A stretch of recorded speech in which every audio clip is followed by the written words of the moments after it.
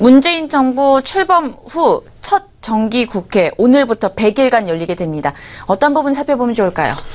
네, 문재인 대통령이 수많은 얘기를 좀 했는데요. 다만 지금까지 문재인 대통령이 하셨던 얘기는 이렇게 하겠습니다는 어떤 입장을 좀 보인 것이고, 이것이 이제 국회를 통과해서 예산이나 이런 부분들을 꼼꼼히 좀 따져봐야 되기 때문에, 자, 오늘부터 100일 동안 문재인 대통령이 그동안 하셨던 얘기에 있어서 정확하게 이것이 입법화 될 수 있는지 그런 부분들이 오늘부터 다시 한번 좀 심판에 들어섰다 이렇게 보면 좋겠습니다. 다만 기본적인 키워드는 이것이죠. 한자로 보면 적폐라는 단어가 있습니다. 적폐가 과거의 잘못된 관행을 없앤다는데, 기본적으로 여당과 야당 입장이 바뀌어 있죠.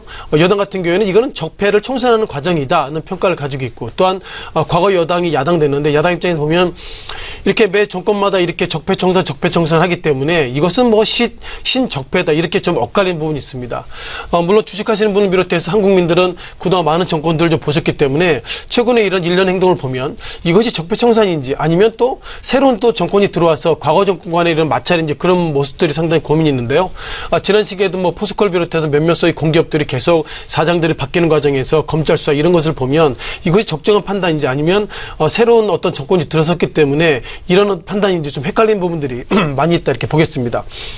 다만 몇 가지 좀 판단을 좀 가질 것 같은데요.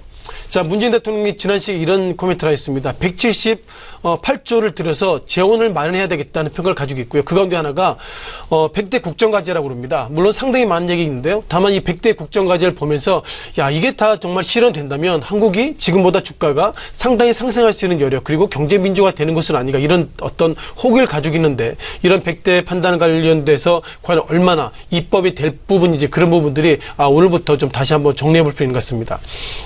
또한 코멘트 가운데서 법인세를 인상하겠다고 계속 코멘트가 있죠. 이제 뭐 초고소득자가 아니라 이제 초초고속자 관련돼 가지고 이제 증세를 좀 하겠다는 평가를 가지고 있는데요. 자, 법인세가 최고 25% 인상하겠습니다. 이런 평가를 다시 한번 국회에서 심판을 받을 것 같습니다.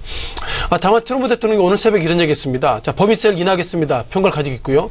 결국 법인세 상한선 35%에서 15%를 인하하겠습니다. 평가를 가지고 있는데, 자, 트럼프 대통령도 9월달부터 이제 국회가 시작되기 때문에 국회에서 트럼프 대통령의 이런 판단들이 어떻게 받아야 될지 모르겠지만, 중요한 것은 미국을 비롯해서 프랑스, 즉 글로벌 각국의 나라들은 거의 법인세를 인하하고 있는데, 한국이 지금은 법인세를 인상한다 이런 부분들, 물론 어떻게 보면 핀셋 증세이긴 하지만 이런 부분들이 약간 좀 결이 맞지 않다는 이런 어떤 개인적 말씀도 들어보겠고요.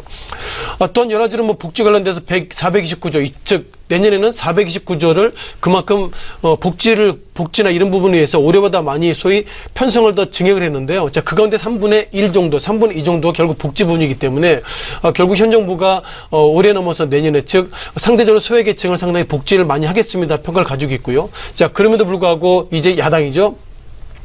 이것은 복지가 아니라 현금을 살포한다 이런 부분이 있는데, 과연 이런 부분들이 어떻게 될지는 좀 시간을 가지고 보면 좋겠습니다.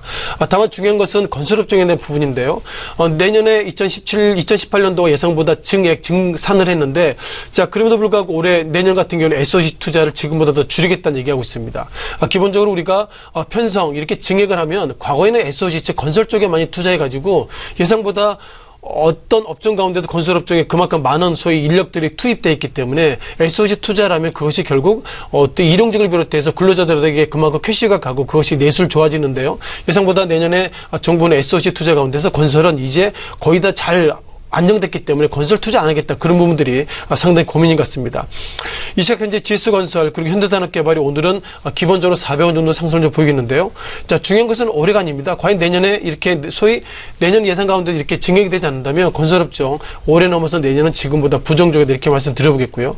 자, 마지막으로 금리에 대한 부분들을 말씀드려보겠습니다. 어저께 한국은행이 기준금리를 동결했습니다. 어떻게 보면 미국이 지금 기준금리를 인상한다 만다고 있는데, 한국은 기준금리 동결한 것이 결국 그만큼 가계부채도 많이 있고, 결국 제가 한국은행 총재라더라도 어떤 판단을 하기는 어렵지만 결국 이렇게 기준금리 인하하는 것이 과연 능사인가, 그런 부분들이 고민을 가지고 있는데요. 무엇보다 한국은행 총재가 내년 3월에 이제 또 연임이 될지 또 다른 사람이 될지 중요한지 모르겠지만, 이번에 이제 9월달 썼고요. 최소한 9월달 그리고 10월달까지는 입장을 정리해야지 10월달 이후에는 제가 한국은행 총재 하더라도 결국 기준금리를 건드리면 안 됩니다. 왜냐하면 내년에 새로운 사람이 올지 모르겠지만 그분한테 모든 것을 틀을 맡겨야지, 이제 지금부터는 기준금리에 대한 언급을 상당히 조심스럽 같고요. 자, 그럼에도 불구하고 이번 주 정확하게는 8월 달에 수많은 변수 가운데서 결론은 결국 우리가 어떻게 보면 안개 속에서 8월 달을 지나갔다 이렇게 말씀드려보겠고요. 9월 달 오늘 첫 달이지만 증권사에 대한 판단도 안개 속이다 이렇게 말씀드리겠습니다.